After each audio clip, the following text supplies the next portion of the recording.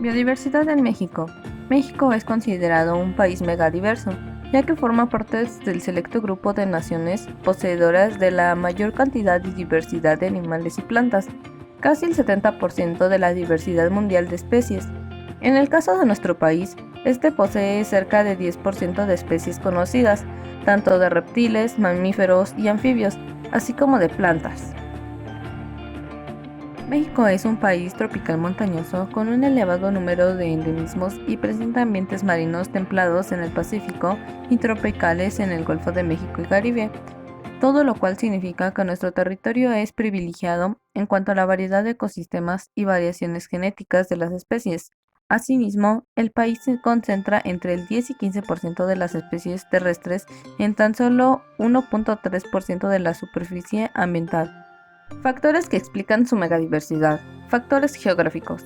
Algunos de los factores geográficos más importantes son la ubicación en el planeta, la orografía, la hidrología y el clima. En cuanto a la hidrología, los ríos mexicanos cuyas cuencas de captación se extienden consecuentes con los marcos del sistema orogénico, que fracciona y hace abrupto el territorio nacional. Tienen en lo general cortos recorridos y fuertes pendientes longitudinales y transversales, factores que, unidos a la irregularidad y mala distribución de las lluvias, a la localización geográfica del país con relación a las trayectorias ciclónicas y a la ausencia de nevadas, hacen que el régimen de la mayor parte de los ríos sea intermitente y de carácter torrencial.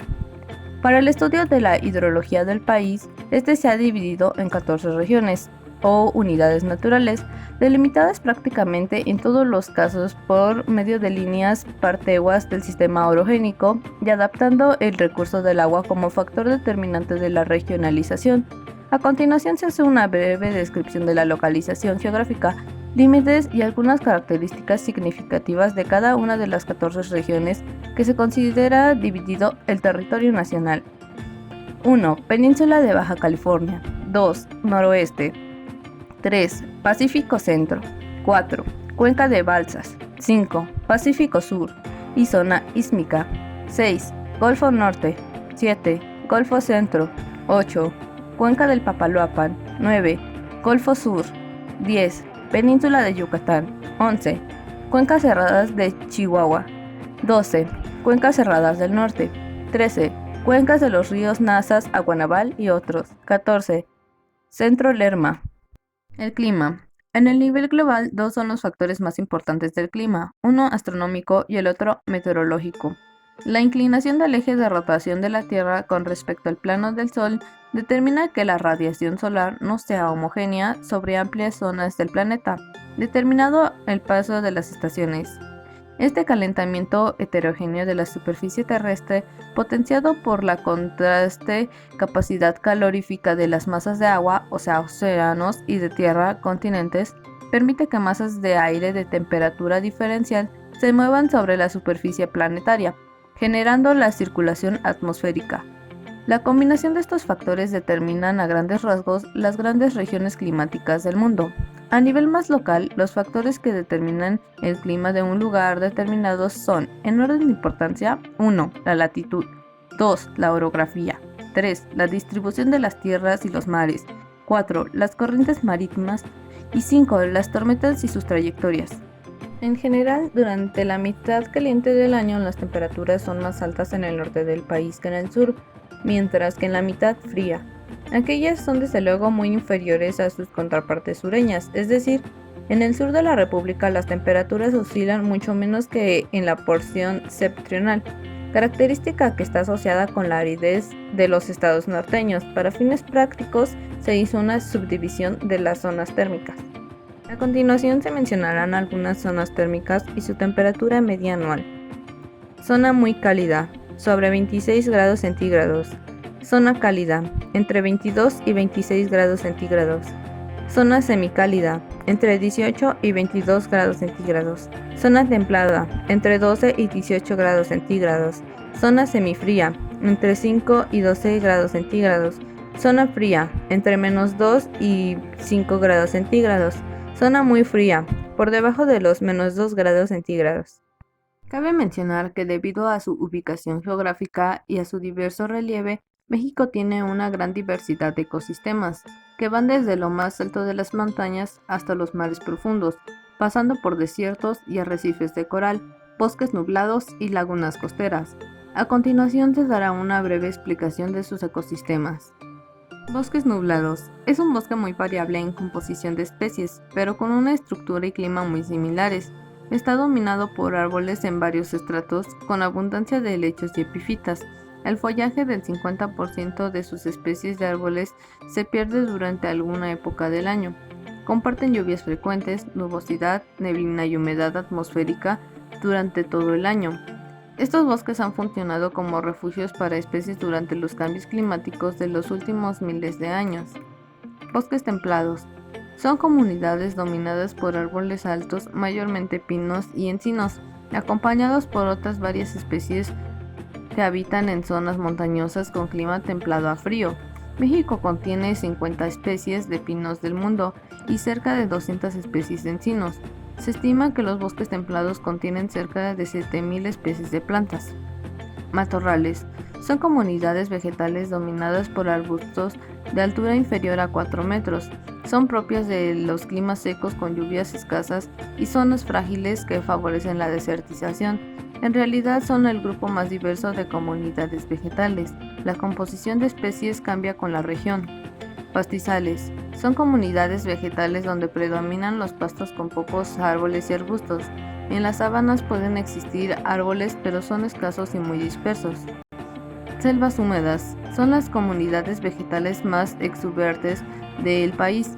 Están formadas por árboles de hasta 30 metros o más de alto, de muy diversas especies y que conservan su follaje todo el año. Además abundan de lianas, epífitas y palmas. Algunos árboles tienen troncos rectos con raíces tubulares con contrafuertes. La mayoría de los árboles tienen hojas grandes y duras. Se distribuyen en climas cálidos y húmedos. Son ecosistemas muy complejos con alta variación de especies de un lugar a otro. Selvas secas. Son comunidades vegetales dominadas por árboles pequeños que pierden sus hojas durante la época seca del año. Son propias de climas cálidos con lluvias escasas. Tienen una diversidad única con gran cantidad de especies endémicas. Se ubican en zonas muy frágiles y en condiciones climáticas que favorecen la desertificación. Dunas costeras. Es un ecosistema costero formado por montículos de granos de arena o de granos de origen biológico, producto de la desintegración de los arrecifes de coral y de conchas de moluscos. La altura de las dunas es muy variable, pueden ser de menos de 1 metro hasta centenares de metros. Manglares. Los manglares son una formación vegetal leñosa, densa, arbórea o arbustiva de 1 a 30 metros de altura, compuesta de una o varias especies de manglae y con poca presencia de especies herbáceas y enredaderas. Playas de arena y rocosas. La franja intermareal o línea de costa es el único lugar que se encuentra sometido al ritmo diario de las mareas. Esta zona queda completamente sin agua en mareas bajas y totalmente sumergidas en periodos de mareas altas. Islas. Son sistemas insulares, son superficies naturales de la Tierra, rodeadas de agua y el nivel del mar. Son fragmentos de hábitat natural con especies y comunidades propias que se han establecido, adaptado y evolucionado. Arrecifes. Es una comunidad marina de aguas poco profundas cercanas a la costa, dominadas por las comunidades coralinas y estructuras rocosas, con una gran diversidad de especies de algas e invertebrados peces. Pueden ser coralinos, rocosos, mixtos y artificiales. Bosques de macroalgas. Están formados por grandes mantos que forman las algas pardas, el sargazo gigante. Estos mantos pueden llegar a medir desde unos pocos metros hasta hectáreas y tener una altura aproximada de hasta 30 metros. Se distribuyen en profundidades que van desde unos pocos metros bajo el agua hasta los 200 metros de profundidad, dependiendo de las especies. Praderas de pastos marinos. Los pastos marinos crecen fijándose a diferentes tipos de sustratos como lodo, arena, arcilla y en ocasiones sobre las rocas. En el mundo se han registrado 12 géneros de espermatofitas marinas con 49 especies.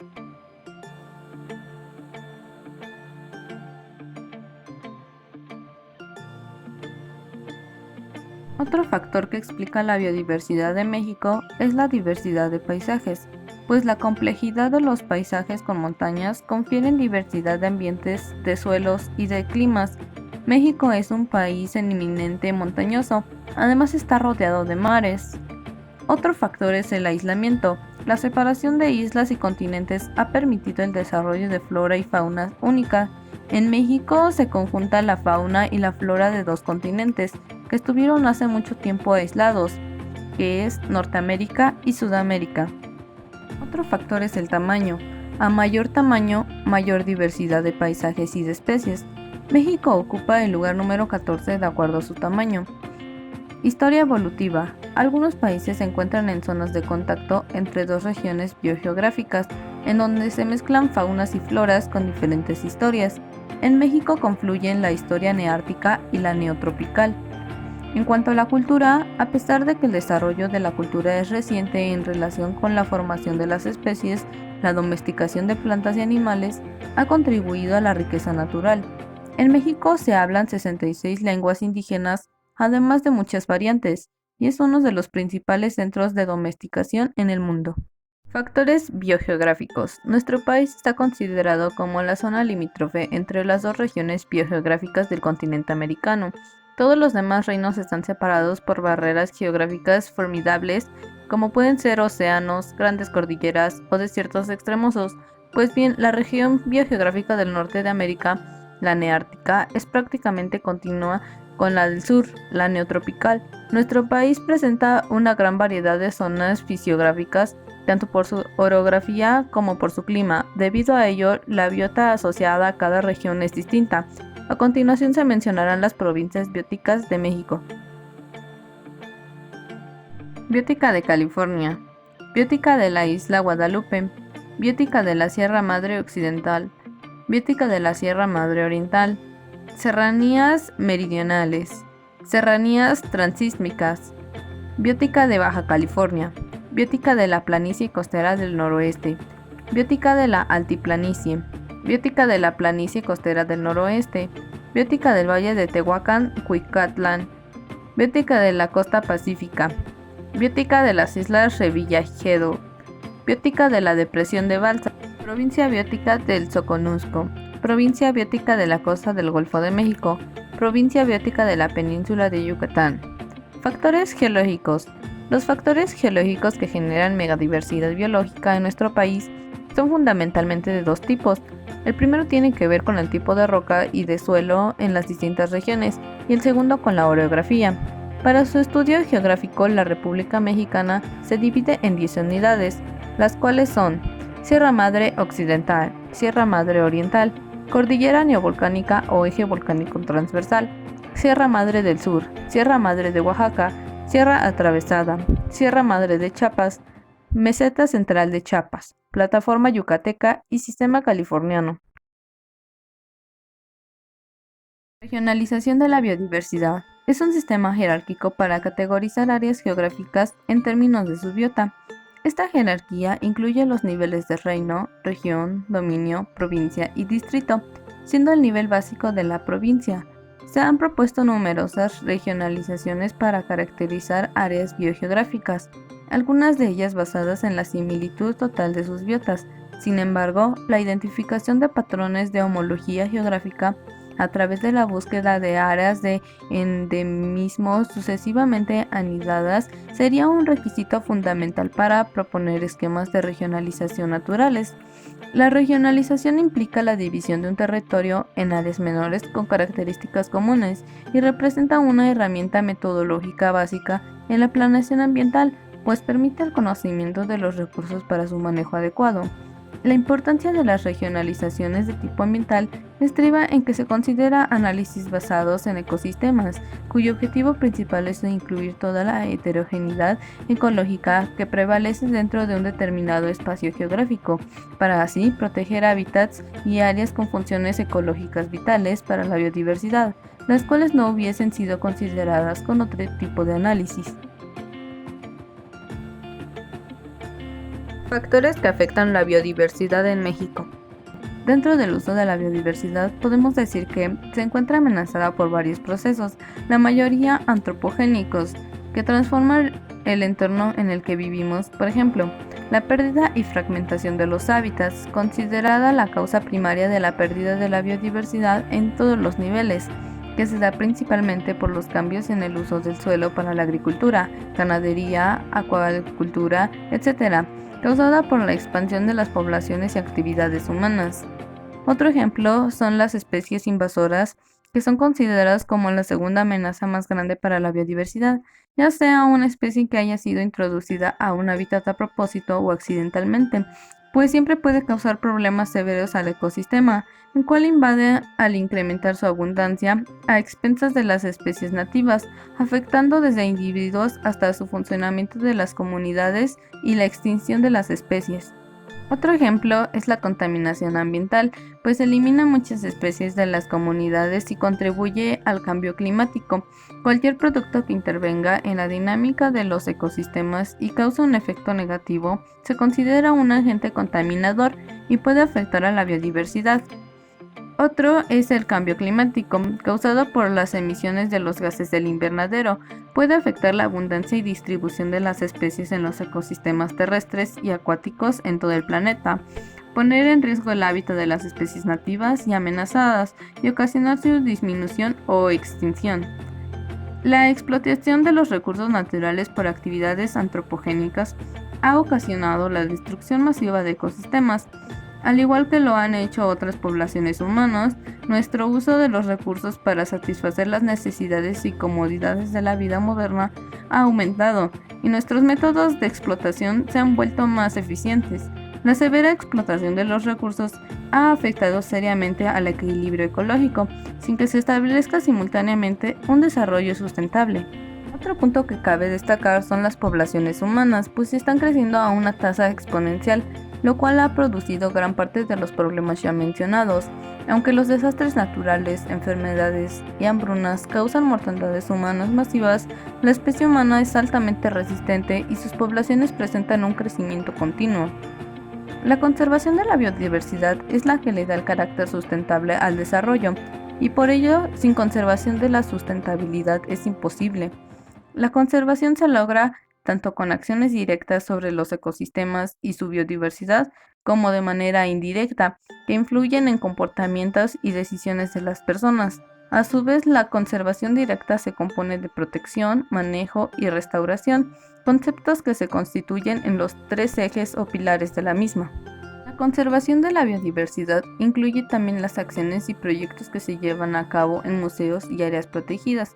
De acuerdo a la Comisión Nacional de Áreas Naturales Protegidas, en México existen 38 reservas de la biosfera, 68 parques nacionales, 4 monumentos naturales, 7 áreas de protección de recursos naturales, 29 áreas de protección de flora y fauna y 17 santuarios. No obstante, el número de especies y organismos presentes en estos sitios constituye una pequeña parte de la biodiversidad de nuestro país.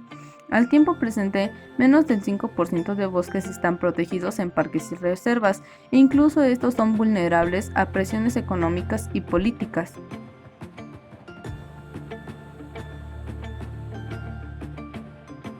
Importancia de la biodiversidad. La población mexicana depende directamente o indirectamente de la naturaleza, a través de la agricultura, la pesca y el turismo, entre otros. Asimismo, los principales sectores económicos dependen de recursos naturales como el agua, recursos minerales, bosques, el petróleo, entre otros, para proveer la base de la vida de sus 123 millones de habitantes. La diversidad biológica es sumamente importante para la humanidad, dado que los ecosistemas nos proporcionan servicios ambientales esenciales para la vida. Estos servicios se pueden dividir en 4 áreas principales. Los servicios de provisión de almacenamiento nos proporcionan alimentos, agua dulce, madera y fibras y combustibles. Los servicios de regulación proporcionan del clima, protección contra eventos extremos, control de erosión, regulación de polinizadores, enfermedades y purificación del agua. Los servicios de soporte nos proporcionan reciclado de nutrientes, formación del suelo, productividad primaria. Los servicios culturales nos proporcionan estéticos, espirituales, recreativos y educativos.